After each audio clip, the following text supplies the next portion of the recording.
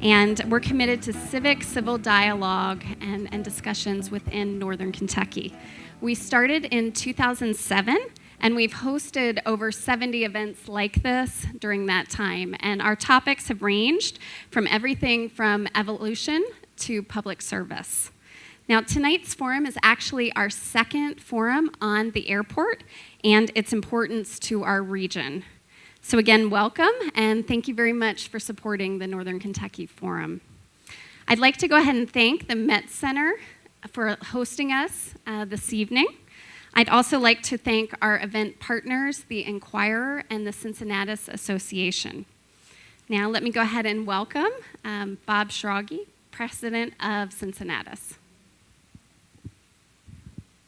Thank you very much. As she mentioned, my name is Bob Schrage. I'm the president of the Cincinnatus Association, and we're an organization that was founded in the 1920s as a good government organization to, at the time, Cincinnati was one of the most corrupt governments in the United States, and we were founded to lead some reforms of Cincinnati city government. Today, we're an organization that works on good government issues, but also inclusion, education, and arts and culture, and several other issues.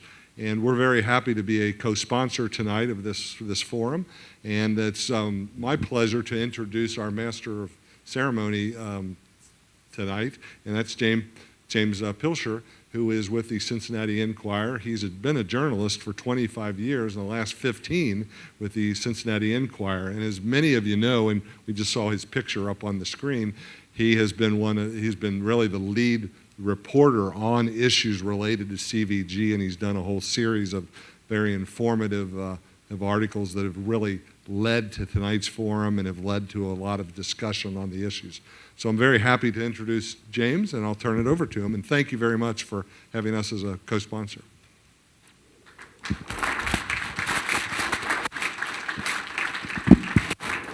Thanks, Bob, and thanks, Carla. Thanks, everybody, for coming. Before I got to do the meta thing here, I want to take a picture of the crowd. Hold on a minute. Here we go. I got a branding. Come on now. Everybody say cheese. All right. Thanks very much for coming out. So, since I'm being embarrassed up on stage, I'm going to embarrass my bosses who are here. I want to introduce our dignitaries from the Enquirer. First of all, Carolyn Washburn is our executive editor, so say thanks to her. And my boss is our public accountability strategist, Carl Weiser, is right back there. So he's the one who has to think about story ideas. He has to deal with me, so he gets hazard pay. So.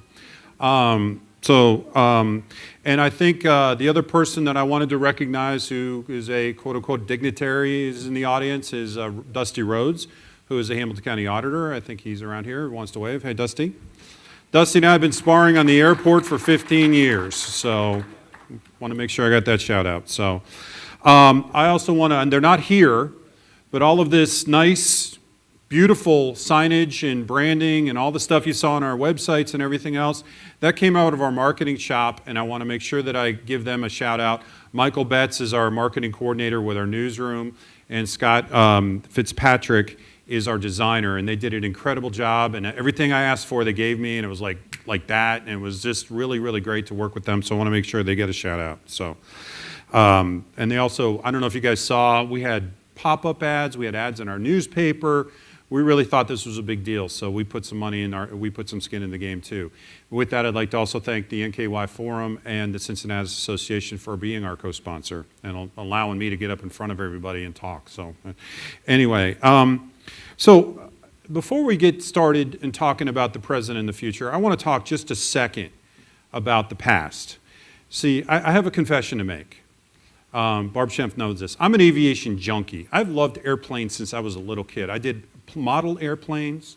I've learned about airplanes. I had these little books called Colby books. So you can learn all about the different airplanes that are both civil and military. I loved them all. And I studied them as a kid, and then when we moved here, I live 5 miles from here by the crow flies. So I actually have the distinction of being the Enquirer reporter who lived closest to the airport. So if there's ever an airplane crash, I'll be first on the scene, I can promise you. So, and with all that, I remember 9/11. I remember the horrors of 9/11. I remember, the sorrow and everything that everybody who died and all of those horrible days.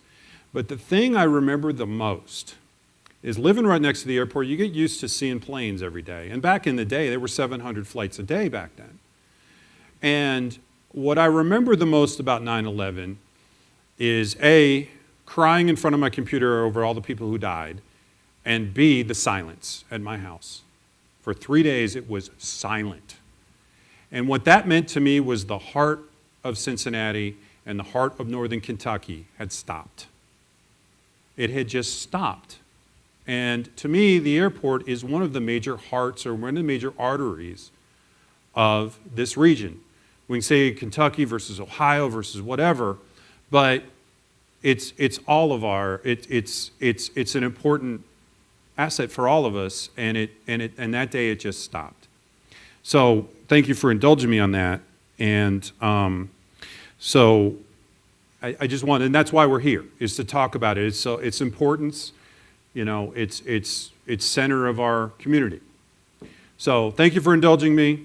And so now we get to talk about the present. And I may have buried the lead here, but there was some news today about the airport and about some other stuff. First of all, as we reported in the Enquirer today first, that Delta is cutting flights more in September. So we will be down to somewhere around 150 to 160 flights on average a day after the summer peak.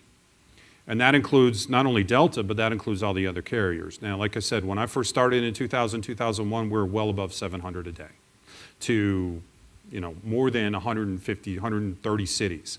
Now we're down to 50 cities and 150, 160 flights come September. So that's number one. Number two, what we're going to be talking about today is airport governance a little bit, and just a little bit of the development. We broke it today that the bill that could change the airport board that everybody has been maybe reading about, that everybody thought might be dead, got a second wind today. It was attached to a House bill in the Senate. It's gotten its first reading. It might get its second reading tomorrow. It's being fast-tracked, so stay tuned on that.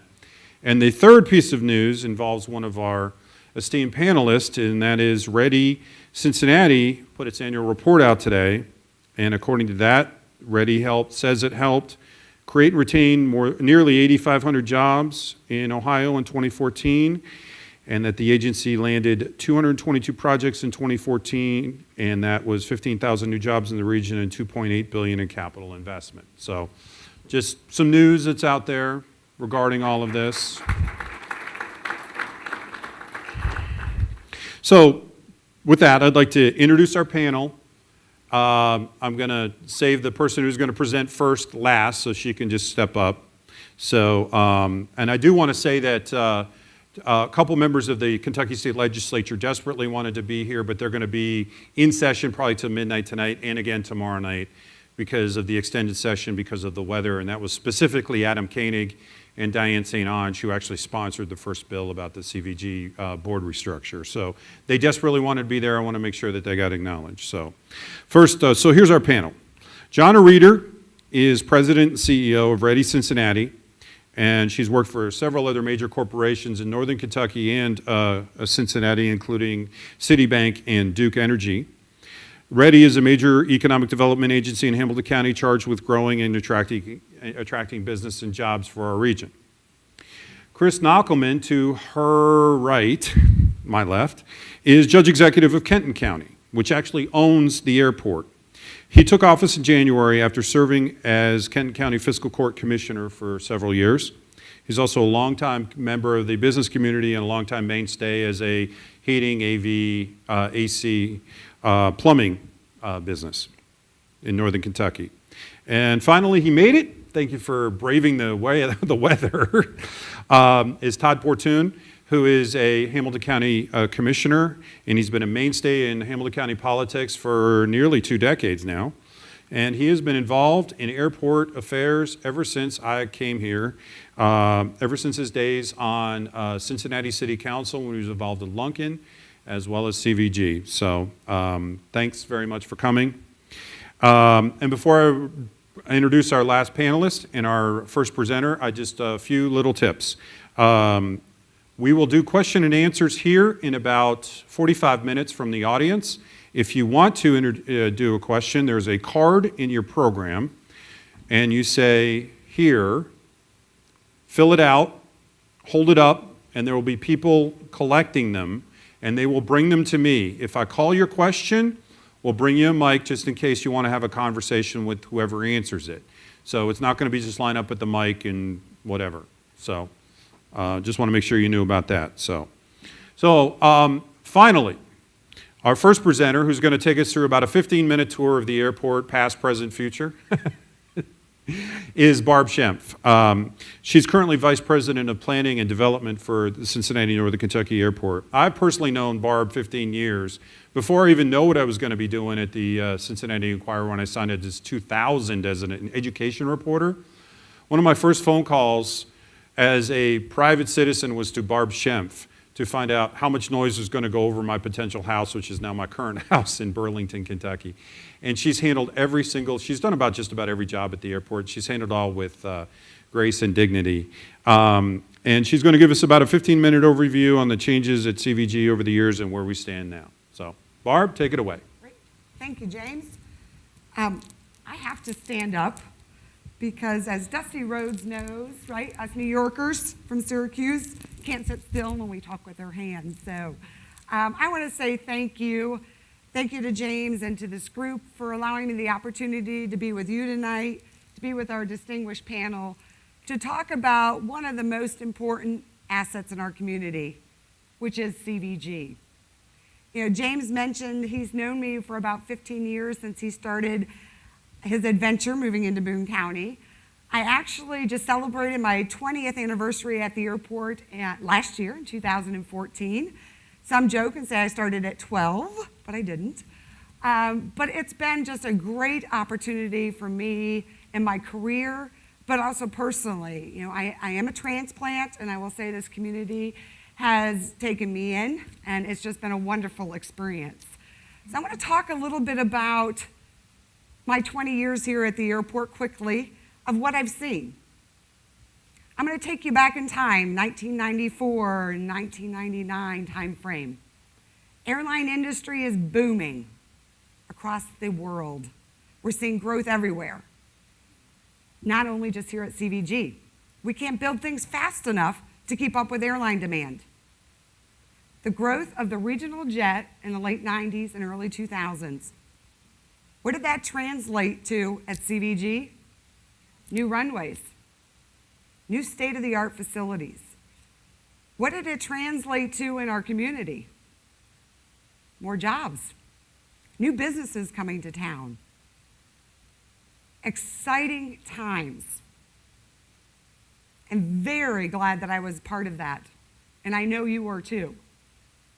Fast forward a few years, we see the airlines start to merge. With mergers, what comes with that? Reduction in hubs. Reduction in their aircraft fleet. The airlines realized they needed to change their business model. It wasn't working anymore.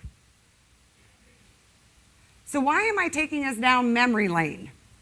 People say don't look backwards because that's not the direction we're going, and it's not. But I'm taking you down memory lane because I want us all to kind of remember that what we've experienced here at CVG and the changes were not CVG issues. They were airline industry issues. They weren't just felt here. They were felt across the world. New business model. But with this new business model has come new opportunities for CVG. And that's why I say we don't need to look back because that's not the direction we're going. We are going forward. So what I want to do is quickly, because I know I have limited time, share with you what new opportunities these changes have posed for us here at CVG and in our community. So as I was preparing for this presentation, I wanted to come up with a quote that you would remember and take away with you, that would help set the stage for this presentation tonight. I'm going to read this so I don't get this wrong. It is short. And hopefully everybody here knows who Zig Ziglar is. So in his words, success occurs when opportunity meets preparation. Let's say that again. Success occurs when opportunity meets preparation. Well, I said the changes at CVG is opening new opportunities for us. We also know, and I know, that our airport leadership team in the past, current, and going forward is constantly preparing for change. So opportunity and preparing is going to equal success. So let's look at this success and the opportunities that we have witnessed and that we're going to continue to see going forward with continued planning. I want to note, James, too, I originally titled this Taking Off at CVG, and I put in there, are we up in the air? But I wanted to say that's our business to be up in the air, so you can take that question mark right out of there. So, opportunities that we've already seen. Number one request from our community. You know, I've heard it for many, many years, cheaper flights. And we've talked in a lot of the groups that I've been out there, how do we get cheaper flights? We've talked all along, competition, competition, competition. And it's coming true. So let's applaud those successes that have been a team and a community approach of bringing in new airlines and new service, diversity. Since 2013, when Frontier started with 6 weekly flights, now today, 61 weekly flights. We're Allegiant's fastest growing market. Branson Air became our 10th airline partner at CVG. These are the good news stories. What this translates to is savings immediately in our wallets, $89 to Orlando, New Orleans, Vegas, just to name a few. Now, the papers may not report it yet in terms of those changes because there's slight lags in statistics, but if you see it and feel it today in your wallet, these are good things. Opportunity, planning, success. So how do we compare to the region? And I know James mentioned this today. Perfect timing that this story came out with Delta. You know, if you recall and go back a few years ago when Delta was looking at their overall business structure, they announced that they would be reducing service across the market by the regional jet. And if you remember in my opening, the regional jet growth was what actually triggered a lot of the development, not only at CVG, but across many airports in the US. It was a wonderful airplane back then. Everybody loved it. If you remember, we went from props to the regional jet. That was the best thing since sliced bread back then. Well, now not so much, right? It costs a lot of money to operate that aircraft. So Delta announced a couple years ago they'd be phasing these out, not just at CVG, across the market. So we knew that was coming. We've been preparing. Again, planning, opportunity, success. So how do we compare? We always want to set ourselves above and set ourselves apart. We continue to offer the most daily departures, the most nonstop cities. We are the only airport still in the tri-state, that's Ohio, Kentucky, and Indiana, that offers the nonstop transatlantic flight to Paris. And it's very successful. And it helps, I know, in Jana, in your terms, in the business side of things as well. Let's look at this a different way. So I know you can't see the eye chart up here, but what I want to say is green is good, it's going up, blue is going down. And what I want to point out is another way to look at all of this. Since 2009, this is the first time you see in green where we have actually increased in our key performance metrics. Give you an example. Number of passengers getting on aircraft at CVG, year-over-year increases, first time, 2014. It's going up. We're going in the right direction. Local passengers. You know, I talked about Allegiant and Frontier and Branson Air. These are not local passengers that are moving from a Delta seat to a Frontier seat. These are passengers that we were leaking to our neighboring airports for years and years. We are now having those passengers return. And that was really shown when you look at the increase in overall local passengers in 2014. 300,000 additional passengers coming through our door. It's bringing back those that we were leaking. It's what we've been planning and trying to do with all of your help and our business partners' help. Let's move away from passenger service for a minute and talk cargo. Would you not in your business love to say that you've had double-digit growth for the last 5 years? Double-digit growth for the last 5 years. Amazing. Almost 800,000 tons of cargo through CVG in 2014. And success, yes, attributed to the global super hub of DHL at CVG. Look at some of their statistics. 2,400 employees working out of CVG. And they're continuing to grow and expand. We want to make sure that we're prepared for their growth and expansion, as well as the other growth and expansion that we're going to experience, which is why we continue to plan in other areas besides air service and cargo. We continue to plan for our facilities. This is all part of that puzzle that we have to work together every day as an airport board and airport management team to position us for the future and to make sure that we can bob and weave as things change in the airline industry, because as I can say, over 20 years, it has changed a lot, and you have to be prepared for that change. This is where my heart and passion is, master planning. What are we going to do over the next 20 plus 30 years? And to make sure it's flexible enough that we can move those pieces of the puzzle as we need to. I talked about local passengers increasing, coming back to CVG. That puts demands on our parking facilities, our roadways, our rental car facilities. Our master plan says, let's look at that. Let's look at building a new consolidated rental car facility to make sure that those that want a rental car don't have to get on a bus. They can walk right out and pick up that car. It's a customer service convenience. It reduces operational costs. What's also in the way of that, Conrack, though, are older facilities that cost us money to operate. So this gives us an ability to manage our assets more strategically, to be able to demolish older facilities, to reduce overall costs, which is also part of this puzzle. Reducing overall costs so we can be competitive to grow our existing carriers and bring in new service. Besides the overall terminal area master plan, we looked at other ways to develop. And development to an airport for non-aviation use means diversification of revenues. It allows us to bring dollars into one pocket to help balance the other, meaning, again, keeping our costs low and competitive.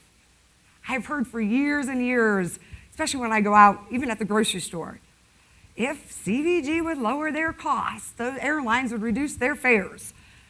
And I can tell you how many times I have to share that the two are not related. To the most part, as you know, airlines set fees. Airports manage their facilities and their structures to make sure that we keep our costs competitive. But unfortunately, we don't have a say in those airline fares. What we can do, though, is what we talked about, bring in competition, increase service, bring in diversity that helps to lower fares. So going back to land development, some good news stories here. ZF Steering. They're leasing approximately 32 acres of airport property. And this isn't only great news for the airport, But potentially Zia, if you read in the papers, might have left the area. And look at the number of jobs they have here. Instead, they were able to expand, which is capital dollars, and more jobs. The next one you're going to see coming soon, it should start breaking ground here at the end of this year, is a 900,000 square foot warehouse facility on the corner of Mineola and Donaldson. Again, capital investment for the community, more jobs, lease revenue for the airport, diversifying the revenue, keeping our costs down, equates to opportunities to expand existing and grow new.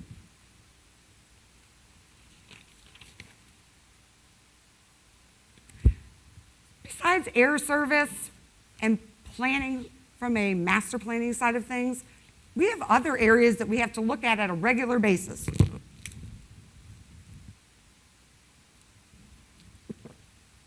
Operating with excellence. The airport has over 10,000 airport employees. For the Kenton County Airport Board staff like myself, we have almost 400 direct employees. And I can tell you most of them have been there as long as I have been there. We have a passion for this airport. That passion is seen in the awards that you see up on the screen today. We take pride in what we do. We're part of this community. My daughter's getting ready to graduate from St. Henry this year, go to college at Eastern. We are part of this community, which means that we want to make sure that we are the best airport that we can be. And we want to continue to drive to the hoop and not only be 4 times winners for Skytrax, but we hope to be 5. Airports, and James, I didn't like when you said airline crash over there. We don't often talk about safety, but it's our #1 focus. And CVG is the only airport that is Safety Act certified. Again, an area that we need to focus on. We're not resting on our laurels. We're continuing to find new ways to operate with excellence, because it means for our customers and our airlines that we're continuing to move that bar. Let's talk a little bit more about community and customer service. Another major part of what we do every day. This tonight, connecting with you, learning what your concerns are, sharing our information. That is key. But the other thing, the major change that I've seen over 20 years is bringing our community into our airport. The Cincinnati Ballet has performed. We are showcasing our sports teams, our other arts jewels that are in the community. We are one. We are this community's airport, and we will only succeed together as this community's airport going forward. Customer service examples. Everybody wants the best of the best. So we have new parking products. We're the first in the region to have the TSA pre-check, so you don't have to wait in line as long. New and enhanced website. And let's not forget, one of the things that kind of started this momentum back in 2012 is the planning to consolidate all of our airlines into one terminal and to revitalize our complex, to give it that new facelift. And it's really been seen in the results of the surveys that we've done at the airport. So we have to continue to also move down this path. Make sure that we're prepared to grow existing and bring in new. This also means a lot for our community. If you move air service to the side, let's talk about economic benefit. Over $3.6 billion annually in economic benefit. 23,000 jobs. $282 million spent on local businesses. Sales and income tax revenues. This is 2013 data. It's only going to grow and only going to continue to benefit us going forward.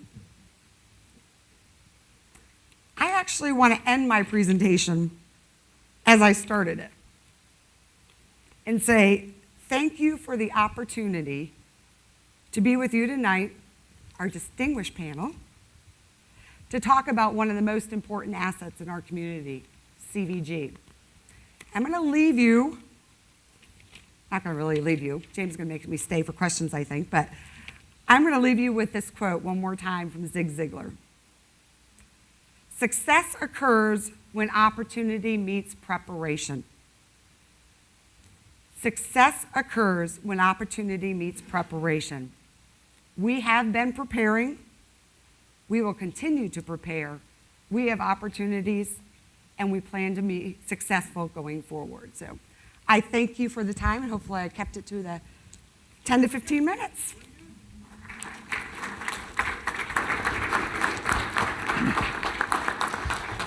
Okay, I can't stand behind this podium and face them anymore. Hold on a second, let me sign on here. So we did how many of you all took the survey that was on our website? Okay. I have another question for you. How many of you know why Cincinnati, Northern Kentucky International Airport's insignia or call sign is CVG? Okay. Do the rest of you want to know why? Okay. CVG stands for Covington because Kenton County bought and paid for the airport back in the late 40s. So CVG, instead of being CIN for Cincinnati, it's CVG for Covington, which is the county seat for Kenton County, even though the airport's in Boone County and it serves Cincinnati, which I think why we got here in the first place, maybe? I don't know. So we did a survey, and we actually had like 227, 230 people answer it, including almost 100 today, which was really cool. So, what do you want most out of the airport? 14.2% say 14.2% say more domestic flights. 7.1% say more international flights. 53.1% cheaper flights. Hold on. It just flipped on me, I apologize. Okay, here we go. 0.4% improved amenities, more direct flights, nearly 20%. And then the final was more efficient boarding, 1.2%, and the other was 3.5%. So, one of the reasons why we're here is to discuss how the airport board and how the airport should be governed and operated. It's in the General Assembly right now. It's being debated. There are people who say Kenton County owns it, they should be able to run it. There are others who say it's a regional asset. So we know what the top 2 or 3 things that our region wants out of our airport: lower fares, more direct flights, more cities served. How, I open this up to all of you, how would changing the airport's board governance improve any of those? Who wants to go first? Sure. I'll jump ahead. Chris, go ahead. Well, I don't think that it necessarily is an answer to cheaper flights, that's for sure. And I think that the ultimate goal would be to have board governance that allows that to occur and allow the management to continue doing the excellent job they've been doing the past few years to bring in some additional cheaper flights and more competition. The other key to that is that has not been touched on is that the new agreement with Delta is coming up, and that's going to require and continues to require a very steady hand on the board and staff, and that's going to have a direct implication with the other airports that serve are served out of CVG in the future. So I don't think that anyone has ever thought that reduced airfares is what's going to come out of the CVG board reform. Okay. Just as background, the current agreement between Delta and the other airlines has been in place since the 80s. It expires this year? 2015. 2015. Yes. So all of the restrictions on incentives, all of the current standards on which they must negotiate with all the airlines, that's all up for negotiation right now. Those negotiations started a year and a half ago. Yes. Yeah. So all of that, just as background, is up in the air. As a follow-on to that, Chris, you were saying that the airlines, the board can't do much about fares, and that the structure, you want to continue things on. I mean, continue the good work that's been done so far. Correct. So there are people who are saying that apart from, I'm putting these in quotes, everybody, a few that other people called bad apples, I'm not calling them bad apples, that were on the previous airport board have led us to this position that people are saying needs to be changed. So why the push to change the airport board if things are going well? Well, I think it's important to realize, as much as I don't like to go back to the negative history, but remember one of the activities of the bad apples, if you will, who were acting incorrectly, was to unseat our existing CEO, who was doing an excellent job she was doing an excellent job, her team was doing an excellent job. So that board structure allowed for the behavior to occur that potentially would have pulled the plug on a leader who was doing an excellent job. So we don't know what the ramifications would have that been had they been successful. And I think that's a key thing to look at. Secondarily, I think that it's absolutely true that the board structure in and of itself, we could have the board structure that I proposed today and support, that could be in place, and you could still have board members doing things that show up on the front page of the newspaper. But what it does do is hopefully holds a little bit more accountability, so you expand that group so that there's, instead of just 7 making those decisions, there are going to be more eyes on the decision making and can actually oversee that behavior. Okay. Todd, go ahead. Yeah, I would respectfully disagree in some respects with Judge Knockelman that the composition of the board, the nature of the board, is divorced from the issue of cheaper flights. I think that, first of all, in answer to your follow-up question, the prior board and its operations, the contracts that were entered into, especially with Delta, that reduced competition significantly, played a major role in why the fares are so expensive at CVG compared to other airports. And I think that when you have an asset that affects the region as much as CVG does, and an asset where a study, an audit done by the Commonwealth showed that 88 cents of every dollar going through CVG comes from Cincinnati and Ohio businesses and residents, when the number of people who are fleeing with their feet going to other airports, the majority of them are from the northern side of the Ohio River, if you will, when you have a region where there are 9 Fortune 500 companies, 7 of which are in Ohio, that if you have a more broadly represented board that does hail from the service area of the airport, you're going to have a better opportunity to ensure that that board is representative of the interests of the very people that it serves, and we've made a lot of progress in our greater Cincinnati community about regionalism, in making sure that we look at things as a region and not in parochial terms.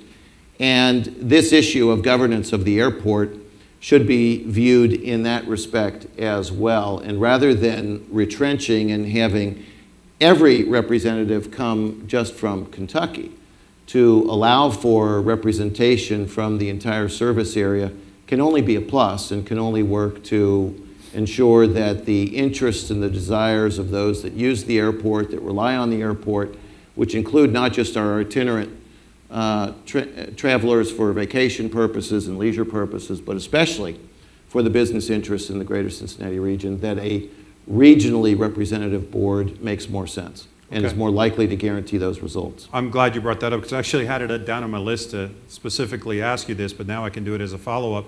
And that is, so understood, many people agree with regionalism. You know, I hear it from my neighbors. I hear it from guys like Representative Arnold Simpson, who has a legitimate point. Kenton County put their skin in the game early on. They bought it. They paid bonds on it. So how can you ask them, as the owner of this very, very valuable asset, to give up control? Well, it's a very good question. But I would answer it by saying the move, especially with respect to transportation issues that have such an impact on economic interest and the economic vitality of our region, the move has been for more broadly representative bodies. For example, City of Cincinnati, when it was expanding the use of Lunken Airport in the late 90s and was looking to reconstitute the Lunken Airport Board, added voting representation from Northern Kentucky as a direct recognition of the fact that that airport not only would impact the region, especially if you were bringing in lower cost, cheaper flight carriers into Lunken, that it would serve the broader interest in that respect. Because part of that push was to make an argument to the corporate community that Lunken sits on a rail line. You have direct rail access from downtown Cincinnati out to Lunken Airport. It's already set up for a corporate charter service that would affect our ability to attract communities or corporations to locate in our community in that respect, but also the operations of the airport and where the flights were going, and an issue that was very hot and heavy with CVG as well, noise impact and the impact on property values as well, that those flights were going over Northern Kentucky, and therefore it was altogether appropriate for there to be Northern Kentucky representation on the board. The SORTA board, when we've expanded that, we've done so by adding voting representation from outside of Hamilton County to make sure that SORTA is representative of an entire region, and it's been charged to reach out further and engage Tank with respect to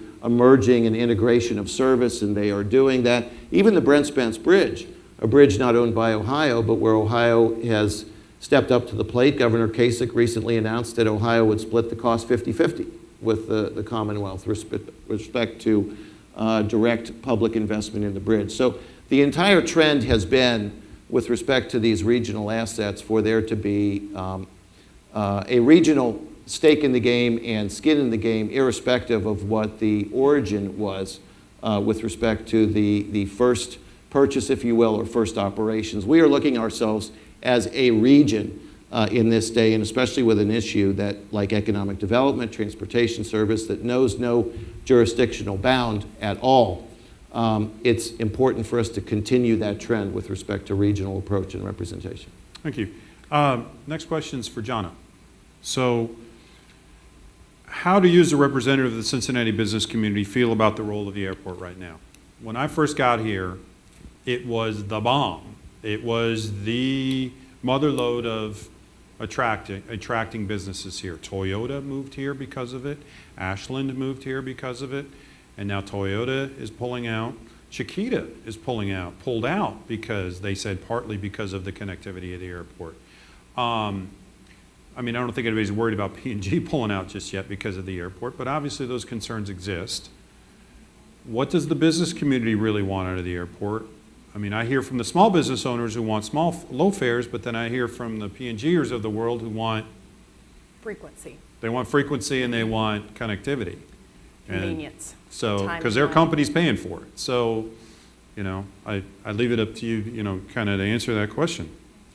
So I would say, you know, so goes the region, so goes the airport. If the region is successful in economic growth, the airport will have the demand. When we talk about, I hear so often these, you know, good old days of way back when, you know, we do need to look forward because the airports changed the airlines have changed their business model. So we've changed our business model in economic development in how we're selling the region. Our airport is still fantastic. When you compare it to the regional carriers, when you compare it to Indianapolis, Columbus, Louisville, Dayton, we have more daily flights. We're the only airport that has a transatlantic flight, and that sells very well for us. And we compete with those other cities. But I would tell you, we don't just compete with those cities. Our competition is actually Chicago, it's Atlanta, it's Houston, and it's Dallas. Now we're 4 times smaller than Chicago, and we're 3 times smaller than Houston. And we still came in 3rd from Site Selection Magazine for 2014 as being the 3rd best place for new and expanded facilities. So we're competing, even with our opportunities that I too want to add more daily flights. I too want to see lower cost. But I can tell you, the key for us is working with quality administrative staff at the airport. And we work hand in hand as the business community with Candace McGraw and her team on helping to recruit airlines, on helping to entertain them when they come to town, on helping make the business case. Our business community, I promise you, it may not necessarily be at a table, and I will leave the governance to the elected officials, but when it comes to selling the region, the business community is hand in hand at the table with the CVG staff. I don't have any big announcements tonight, but I can tell you things are going well. It's a positive story that we're telling. You know, those of us that live here remember the 700 flights. The companies I'm talking to, they don't remember that. When I'm trying to bring someone in from Germany or I'm talking to someone in Japan, it's wonderful when I'm talking to someone in France because we have a direct flight there. Those are the selling points. But you were nice enough, James, to mention this today. We announced almost 15,000 new jobs in Southwest Ohio, Southeastern Indiana, and Northern Kentucky today. And that wasn't Ready Cincinnati. That is all of our regional partners. These two gentlemen to my right and left, their organizations are a huge part of this in this recruiting. That's success, folks. So as much as we have an opportunity, the business community is at the table and we are winning. Our problem, great problem to have, is we're not just competing with these little local communities. We're competing with the big guys. So as a follow-up to that, I know that there have been off and on conversations, and now that the use agreement is going to be laxed or renegotiated and incentives might be in play, is the business community willing to put skin in the game and do seat guarantees or other kinds of contracts with other carriers, i.e. JetBlue, Southwest, somebody like that, to get somebody else in here?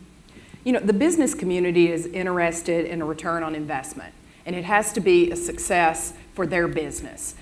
You know, asking a business to do something for the good of the community, well, that would be asking Delta to please don't cut those flights. It's just not going to happen. It's based on a business need. And just as you pointed out earlier, we have many businesses we work with that, you know, small businesses, according to the Small Business Administration, is any company other than under 500 employees. That's not that small of a company to me. But when you look at those size companies, they would say price, price, price. But as you mentioned, with 9 Fortune 500 companies, and those are the majority of the local flyers in the business community, they would say convenience. So that's a balancing act, James. Do you go to the Fortune 500s and ask them to put skin in the game when for them it's more daily direct flights? Right. Price is not as important. It's a balancing act. I do think the business community would come to the table if we had viable opportunities. And I leave that to my counterpart at CVG because they're doing a good job in bringing prospects our way. Okay, so John just threw you under the bus. Sorry. Not at all. Actually, I was going to pivot to you anyway.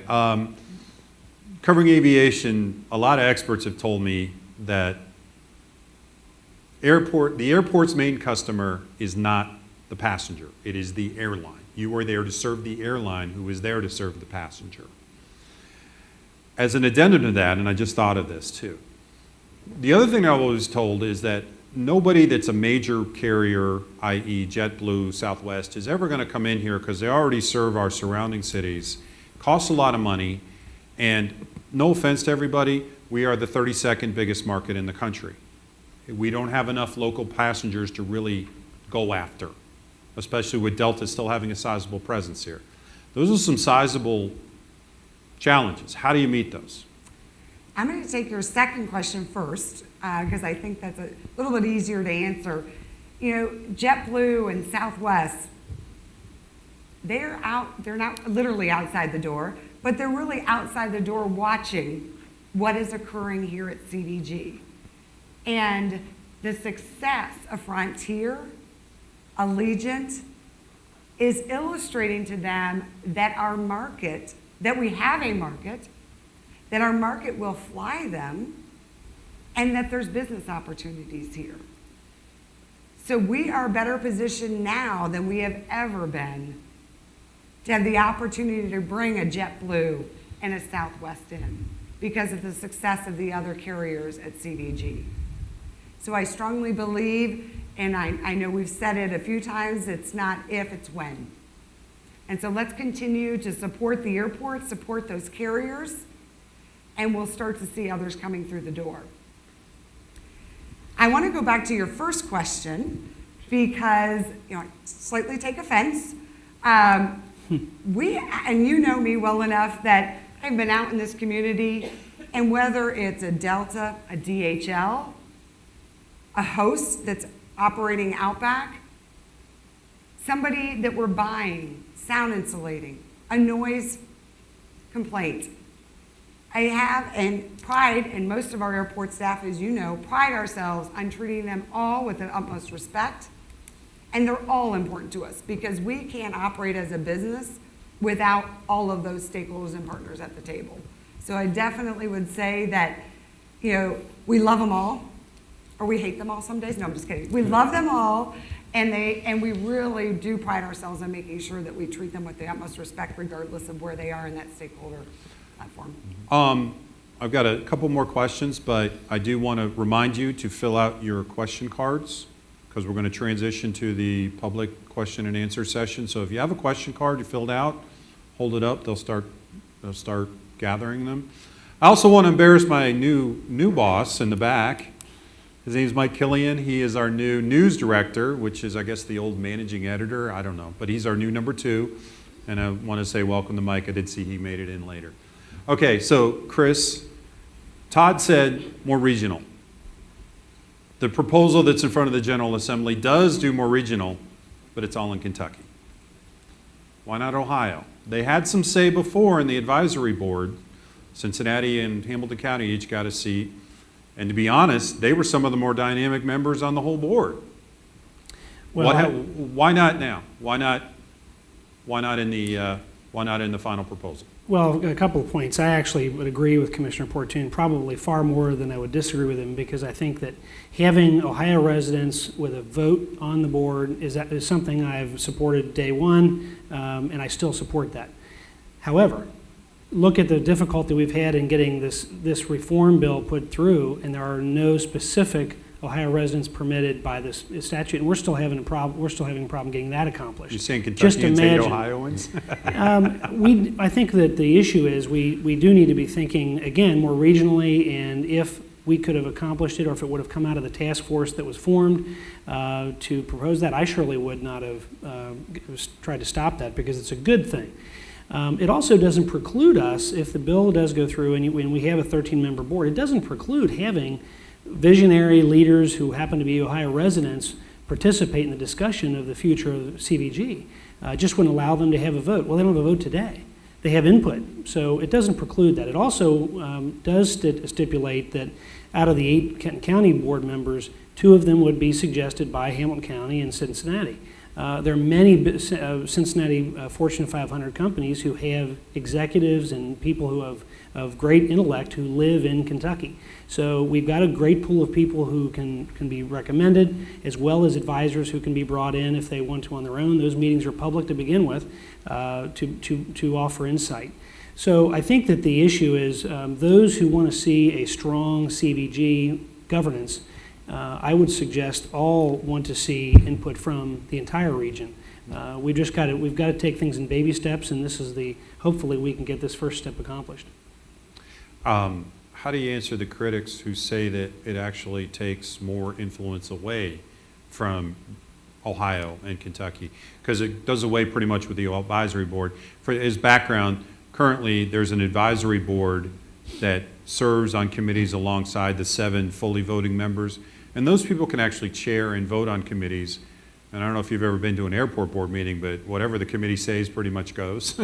So those people can have some very influential says. How do you answer those at this proposal? The critics say that this proposal would actually lessen the influence of Ohio interests. Well, there's actually a legal argument that hasn't been addressed at this point, which was brought up by the auditor, that the advisory committee actually cannot legally serve as chairman of committees and or vote in committees. So whether that gets addressed down the road or not, I think will have a lot to do with what comes out of this the session.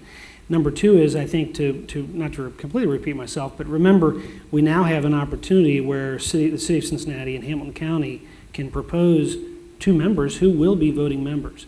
So a direct connection, I'm assuming that the city of Cincinnati, Hamilton County, as is today, has individuals who they know are direct lines to those governance structures in those entities, and they're going to be able to have a vote, and they're going to be able to have a little bit more of a direct influence. So I think that's actually, it's not weaker. If anything, I see it as a strength. Okay. James, could I Absolutely. respond to that? Please do. I was going to turn to you anyway. Well, and first of all, I want to both acknowledge and applaud Judge Knuckleman for his views. He has expressed and supported a regional approach to things, and we're very grateful for that. I think it's been very, very helpful as we consider what the long-term issues are with respect to the airport. With respect to the governance board, made the point with respect to regionalism. I think the current proposal is a retrenchment rather than expansion, and I've outlined the arguments on that. I think it's important when we talk about the future of the airport, though, not to get focused solely on the issue of the governance structure, because there are other elements that are critically important. John had mentioned many of them in terms of the kind of work that is done and needs to continue to be done collaboratively with partners working hand in hand, the interaction that we have through forums like the OKI Regional Council of Governments, where you have elected officials representing the 3 states, 8 counties, 200 local governments that comprise our region that are meeting every month talking about these issues and how to address them. And what came of that and what has come from OKI have been recommendations that directly impact the future of the airport and the future of the region relative to economic development. And that has to do with an issue that's not often thought of relative to the airport, but it's critically important for its future and our economic future. And that's the entire issue of the movement of freight and air cargo and air freight, and the expansion that is being done at the DHL terminal, which I know, Barb, is a central element to the long-range plan of the airport board and of Director McGraw and her work.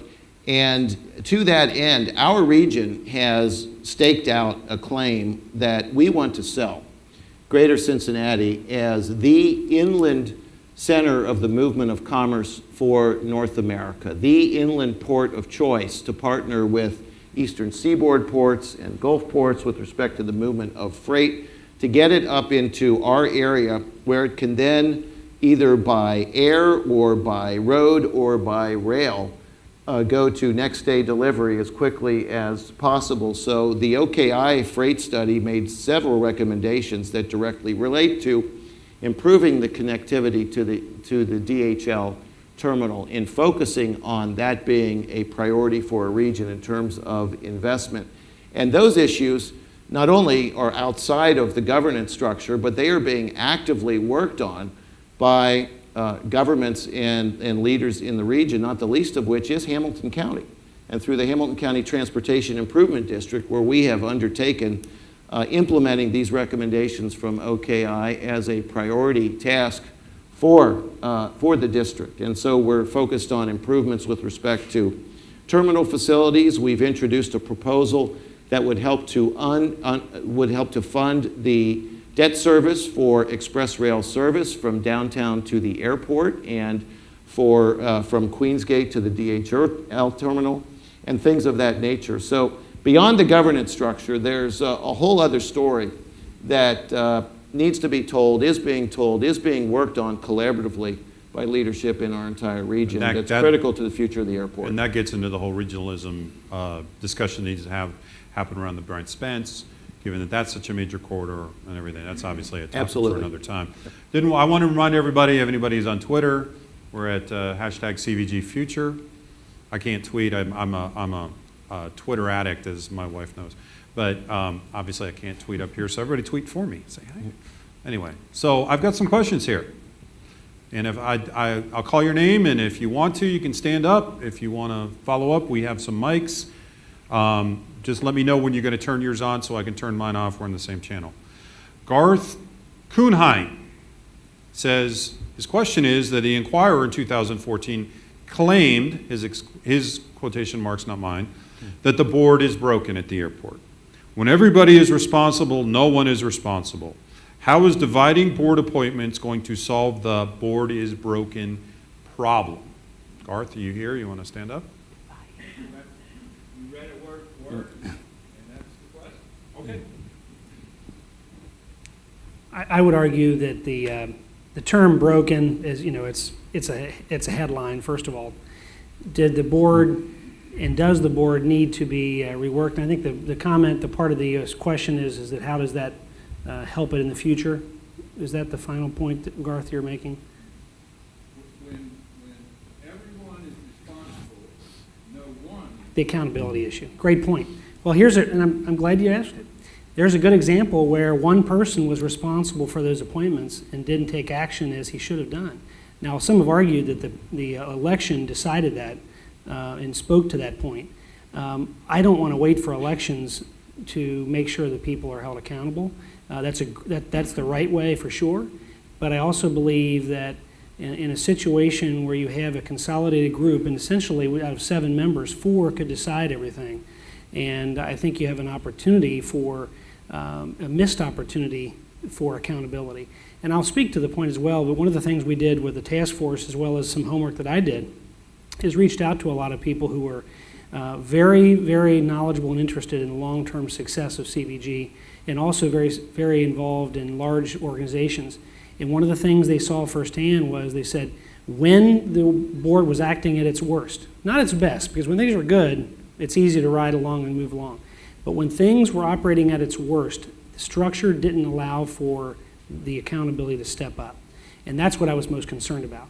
So I think that's one of the reasons why we see this fix being required.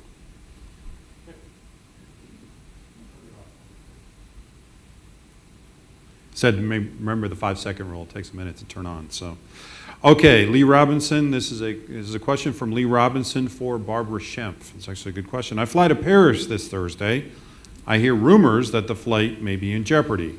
What are the chances of that flight being canceled or any European nonstops being added? And then as a follow-up, what is the per person per flight airport cost? So Okay. out of that fare that he paid to Paris, how much is going to the airport? So I just want to make sure we're clear that the fare that you pay to the airline goes to the airline.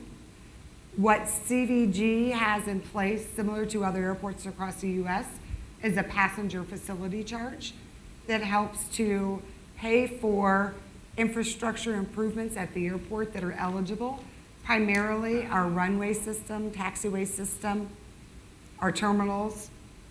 And we are, and you know what, I am going to apologize.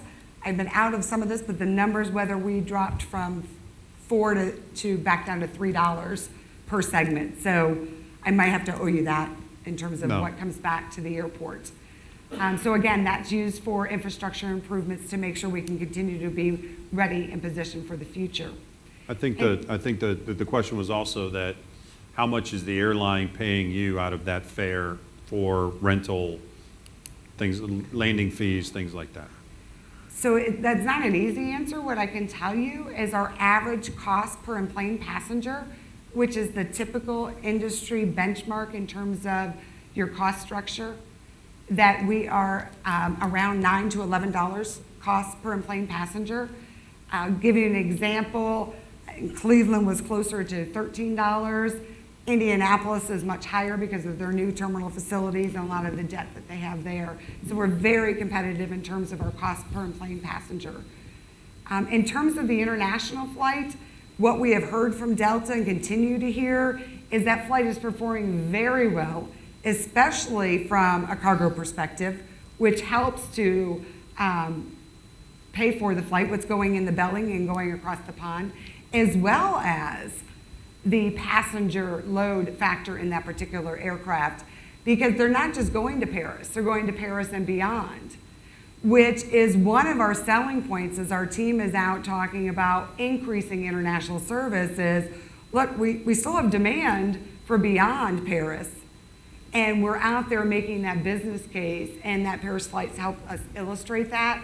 I do have to say, as you know, and with domestic, it does take a while to realize this service. It doesn't happen overnight. With international, it's even a longer term because of the other hurdles you have to go through in starting that service. So it's doing well, and if you're flying Thursday, unless there's weather, I think we should be good in getting you on that flight. This is a question probably both for Barb and for Jonna. I'm going to add on to it a little bit. Gary Meisner, am I saying that right? Said, how much land is available for infill development on CVG property beyond ZF steering and others now that exist? How much can that reduce overall operational costs? And as a follow-up to Jonna, I would ask how much of that can be an economic draw for someone that's coming in from out of the area? So I don't know the exact acreage. Barb, do you know off the top of your head, please? Yeah. So just to give you a rough, overall, the airport owns slightly over 7,000 acres, 4,000 of it within our immediate fences for the operation of the airport. We have identified around 800 acres for immediate non-aviation development. And if you go on our website, there is a map that identifies those key target areas that we think will be the most readily available and the ones that actually probably have the highest demand and need in terms from a development side of things. How much of that 800 acres is land that you had taken previously for noise that's no longer there? And the majority, and I don't have a specific, but the majority of this acreage is along the new Arrow Parkway and Bushelman Boulevard, which were not noise properties. And the construction of those new roadways really opened up that land that was in the middle of nowhere you couldn't access to development. The old air park that was on the corner of 212 and the interstate is another front door property that has interstate access and visibility, great for development, and then some up right by the front. So really not noise property as much as previous development property that really didn't have the access. And I think we all know too, the market's coming back. There was a period of time that it wasn't that we needed to be out as much in front because nobody was developing. Now it's really coming back, so it's a growing demand for it. So we think it's a perfect opportunity for what they call end-to-runway businesses. With the success of DHL, there's a lot of great selling points being next to an airport, and there's some uniqueness. You don't usually find this kind of quality property so close to an airport and so close to a major metropolitan downtown. Transportation is a huge sales position for us in this region. We've worked with both Kenton County and with Boone County through Duke Energy for their site readiness program to try to say what would be the best use of that land and how do we need to get it further along to buildability. Companies coming today want shovel ready. They want to be able to open in 6 to 12 months. When I started in this 20 years ago, you could give a 2-year window. I know you're thinking, how could she have started 20 years ago? Yes. 20 years ago, you had 2 years. We do not have that to go out into the field and say, well, we can work on this permit. We know the judge executive. You have to have all of that in place.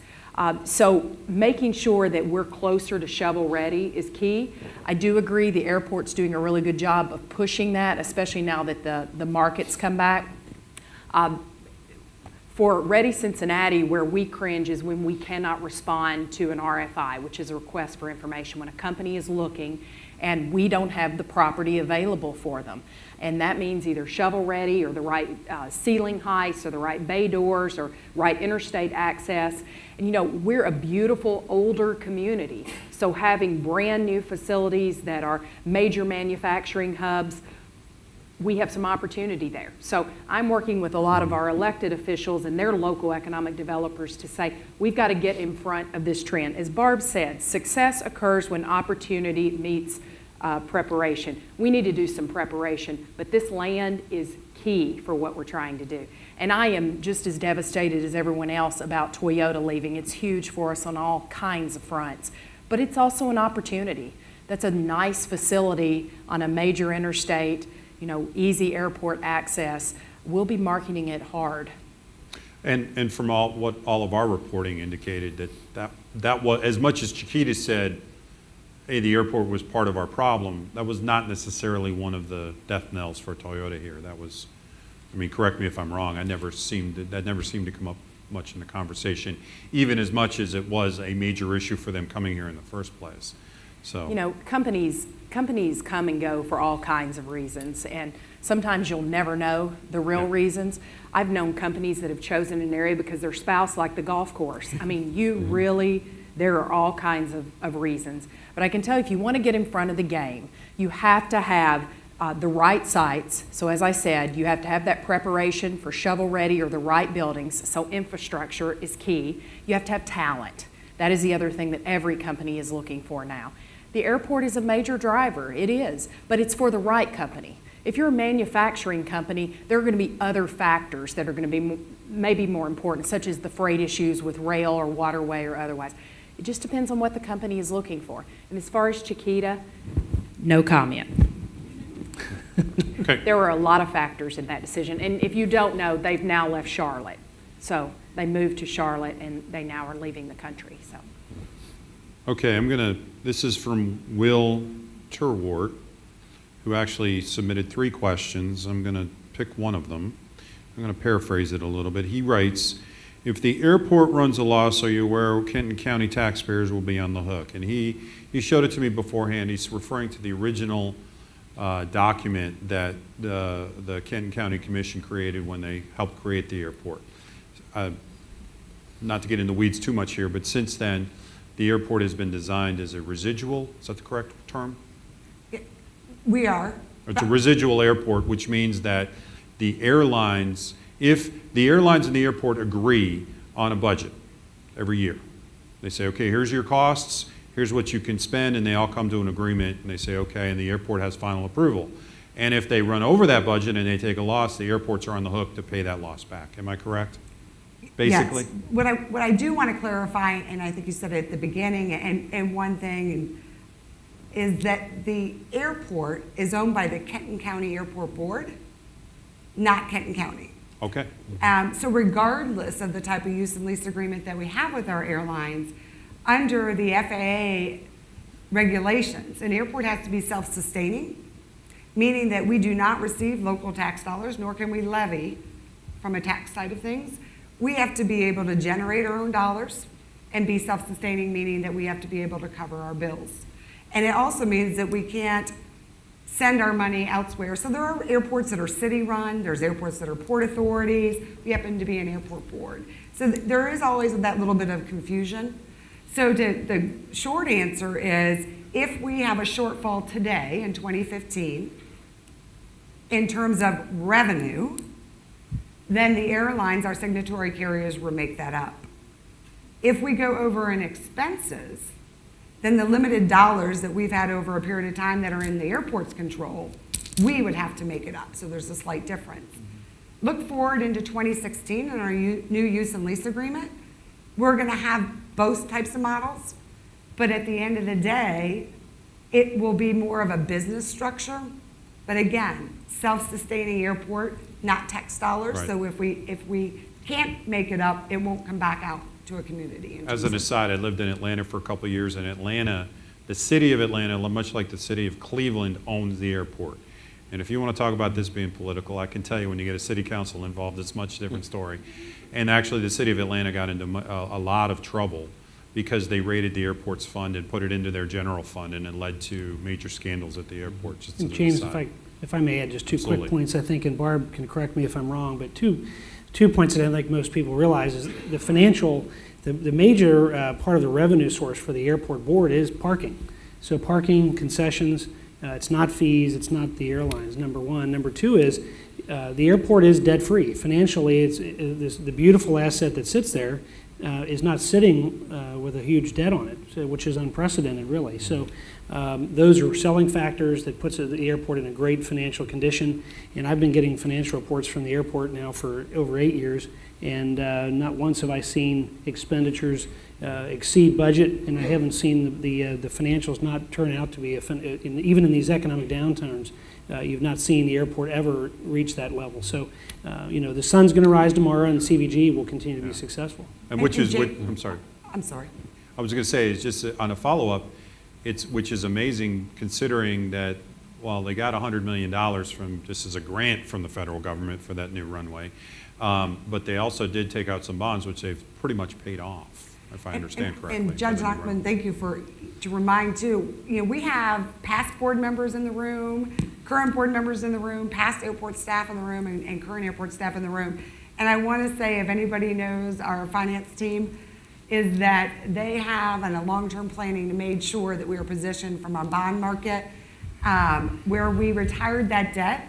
It allowed us to reduce our landing fee from $4 to $2.75.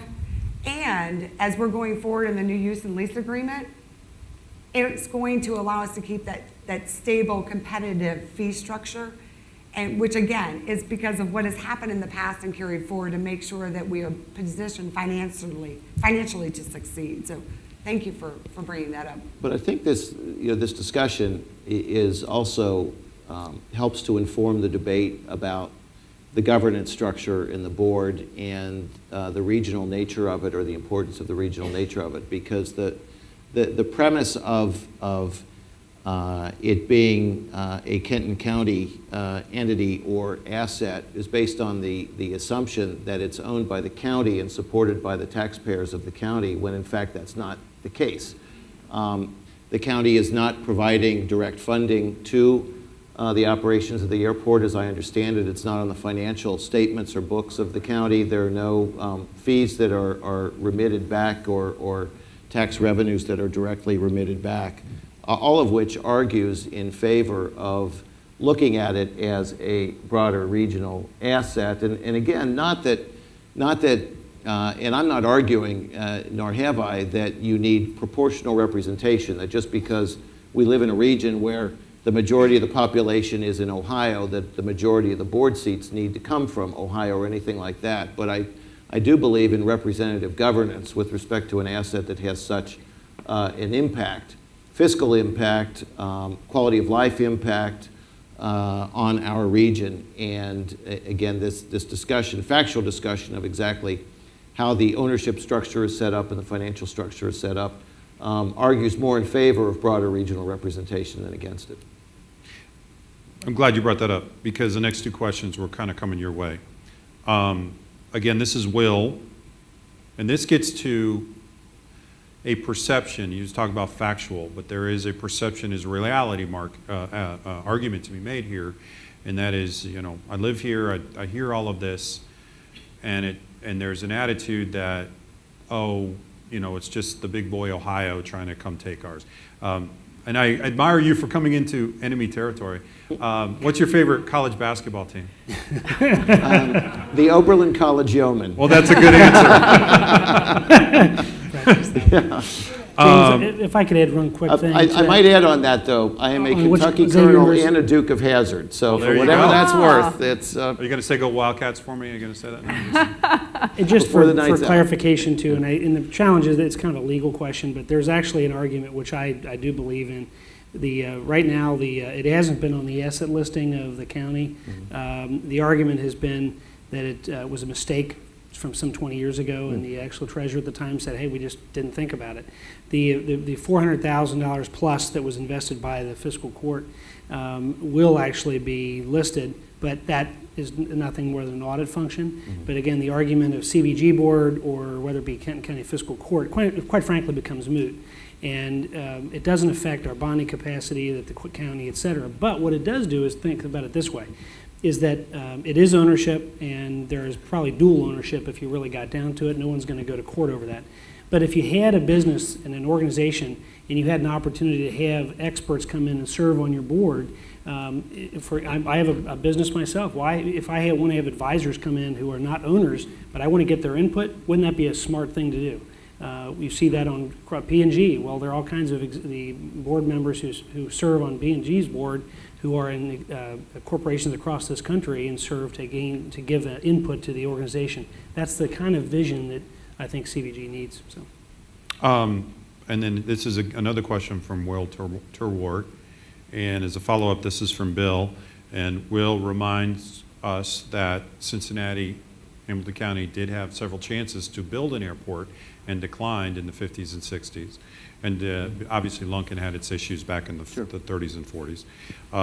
Blue Ash Airport obviously could have been expanded, but there was no decisions. Obviously you've seen what's happened with noise issues over in Lunken to try to expand it there.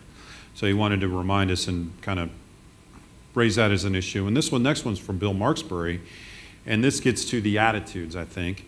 Every time the state of Ohio and Kentucky get involved in any joint endeavor, Kentucky comes out on the short end. Example, I-275 highway, and when Kentucky built Boone and County Airport, Ohio ridiculed Kentucky for building an airport in the cornfields. They had Lunkin, blah, blah, blah. I'm sorry, I didn't mean to. But there's that feeling that, hey, we put the skin in the game, Ohio didn't. And I'm not agreeing or disagreeing with this, but there was that attitude out there that, you know, Kentucky built it. Kentucky owns it. We put the skin in the game. Ohio had its chance, and now they're asking for a seat at the table. How do you answer that? Well, I understand the feeling, and it is a sentiment that has a fair amount of factual support to it. But the fact is, this isn't 1950 anymore, it's 2015.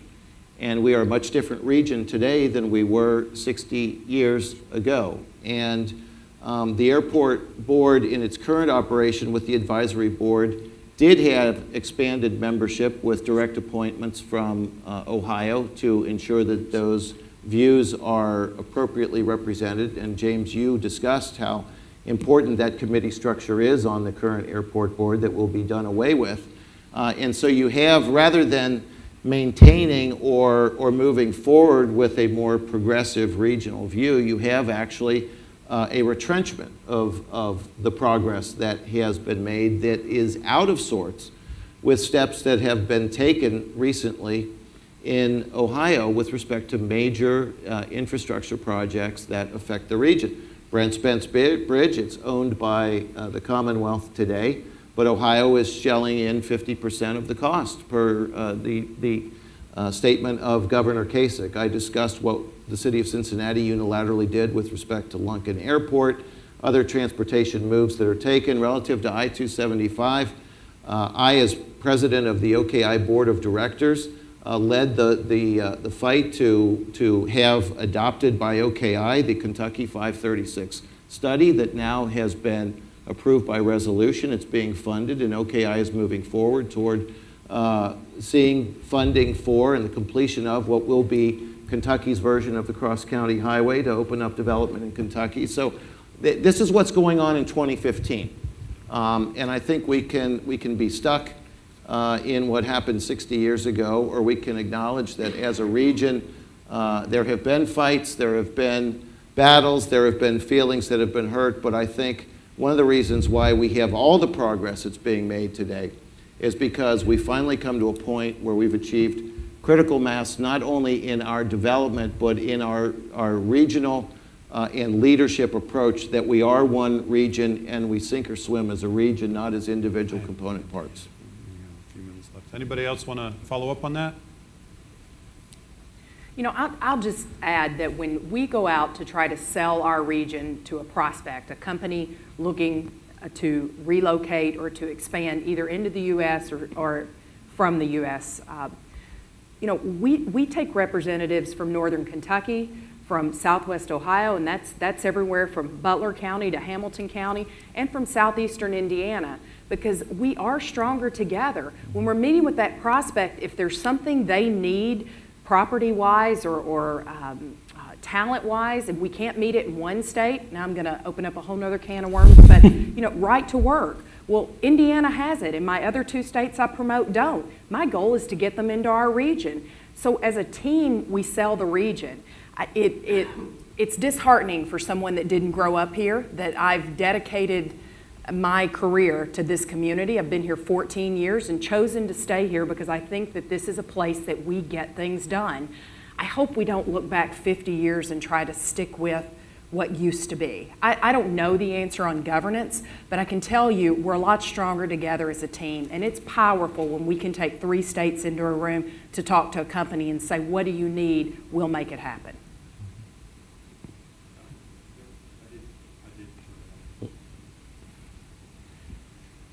Okay, I'm back on. So obviously, so how do you convince political leaders? Obviously, Mr. Knockelman is convinced of this, but there are others down in Frankfurt who I've been talking to today who are not. I mean, I've run across the same kind of attitudes on the Ohio side. And granted, I get you on the Brent Spence, but there is a big faction of people in Kentucky, not to raise this can of worms, who are feeling tolls are being shoved down their throat by Governor Kasich in Ohio. So it raises some of those issues. So how do you convince those people who are only looking at their constituency to see the broader picture?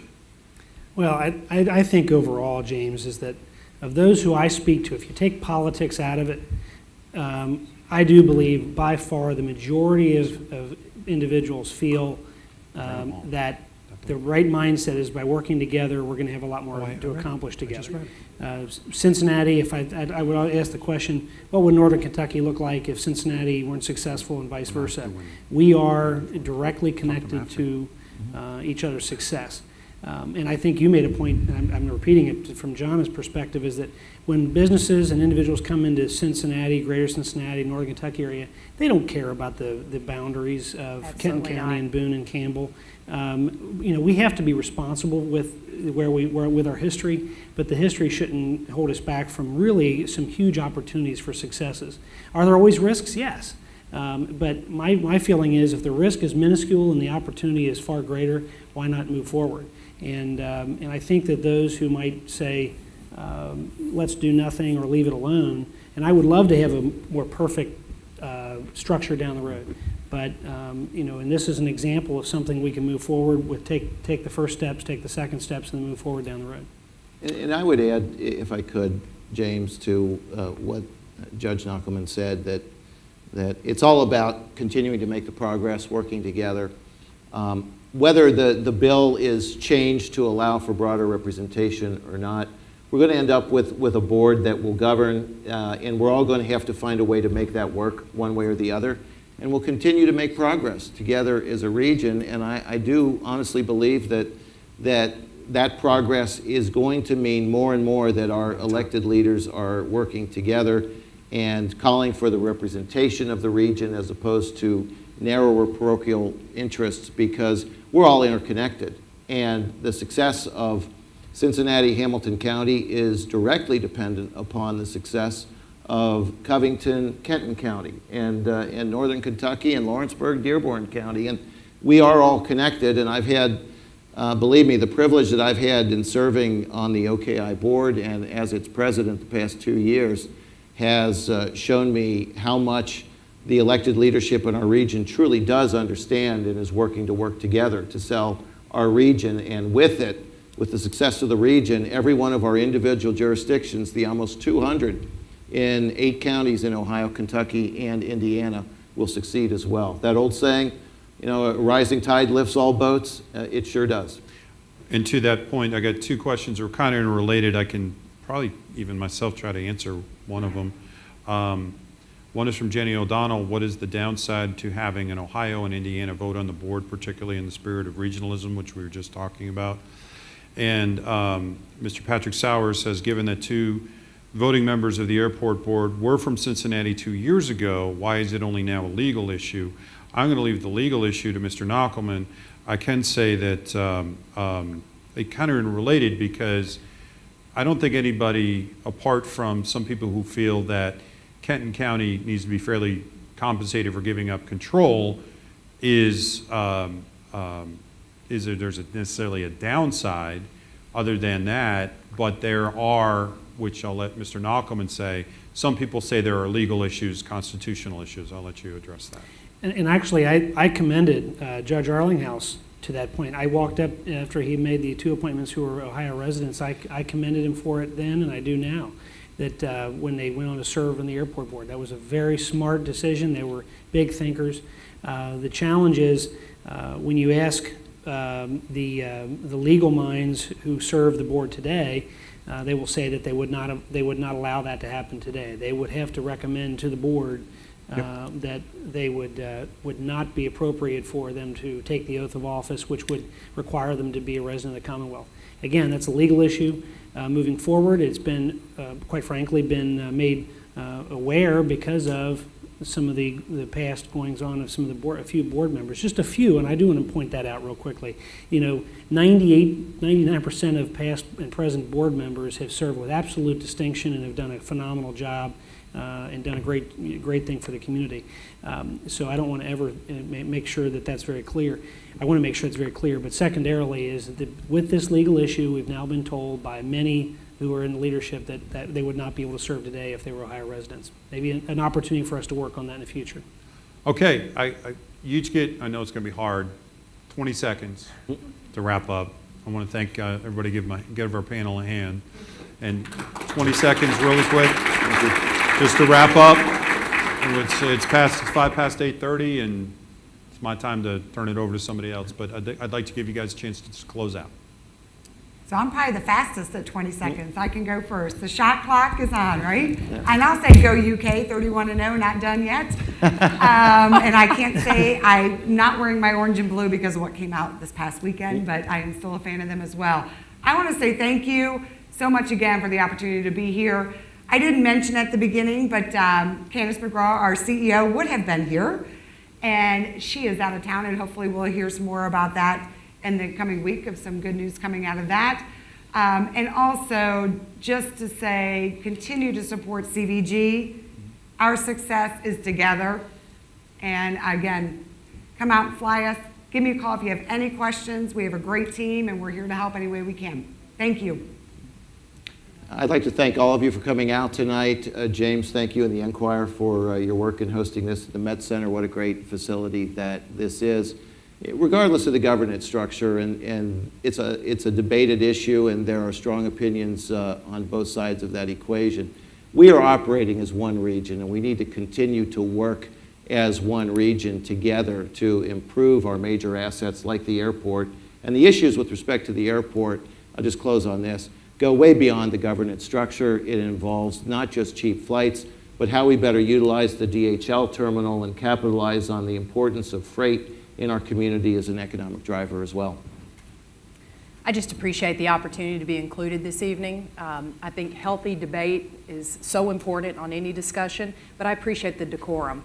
I've served on a number of panels and been involved in a number of issues that people are very passionate about, and I appreciate the professionalism of the Cincinnatus Society.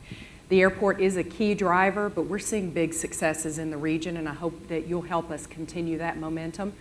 As I mentioned earlier, we've got some great things to celebrate, and we need to be sure that we're also remembering those while we work on our opportunities. I also would like to say thank you for the opportunity, Mark, when you gave me a call to start help with us this evening. It's a great opportunity to talk about this issue. I want to leave with this message, and I think it's important for all of us who love Northern Kentucky, who love Greater Cincinnati, and that is we can work on the message of what CVG is, and that is a phenomenal airport that has a great support for its business community, it's great support for its residential community. It's an asset that we want to talk about the positives more than the negatives. I'm committed to doing that moving forward, regardless of what happens with future board structure, because we've got a great group who are leading that today. So let's talk about the positives and focus on that where we're all winning long term. So I appreciate it. For the NKY Forum, for the Cincinnatus Association, and for Enquirer Media, I thank you all for coming. Give you all yourselves a hand, because you all were great, participatory, polite, everything else. So thanks, everybody. Thanks for coming. Good to see you again. Sure, Barb. Great job. Absolutely.